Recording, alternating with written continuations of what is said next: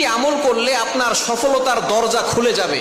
আল্লাহ পাক রব্বুল আলামিন আপনাকে সফলতা দান করবেন, আপনি সাকসেসফুল ম্যান হতে পারবেন যদি এই তিনটি আমল আপনি করতে পারেন। নাম্বার 1, 1 নাম্বার হচ্ছে ইস্তেগফারের আমল। ইস্তেগফার আমল আমি নিজে করে অনেক উপকার পেয়েছি, যাদেরকে বলেছি তারা উপকার পেয়েছে। এবং ইস্তেগফারের ফজিলত যে এত বেশি আল্লাহ পাক রব্বুল আলামিন নিজেই বলে দিয়েছেন। 29 নম্বর পারার 11 নম্বর পৃষ্ঠার 9, 10, 11, 12 নম্বর লাইনগুলোতে সূরাতুন নূহের 10, 11, 12 নম্বর আয়াতগুলোতে আল্লাহ পাক রব্বুল আলামিন সুন্দর করে জানিয়ে দিয়েছেন, ইস্তাগফিরু রাব্বাকুম, ইস্তাগফিরু রাব্বাকুম, তোমরা তোমাদের রবের ইস্তেগফার করো। ফাকুলতু ইস্তাগফিরু রাব্বাকুম ইন্নাহু কানা গাফফারা, আল্লাহ পাক রব্বুল আলামিন তোমাদের গুনাহ ক্ষমা করে দিবে। আল্লাহ পাক রব্বুল আলামিন শুধু বলেন নাই গুনাহ ক্ষমা করবেন, ইন্নাহু কানা গাফফারা ইউরসিলিস সামাআ আলাইকুম মিদরারা ওয়া ইউমদিদুকুম বিআমওয়ালিন ওয়া বানিন।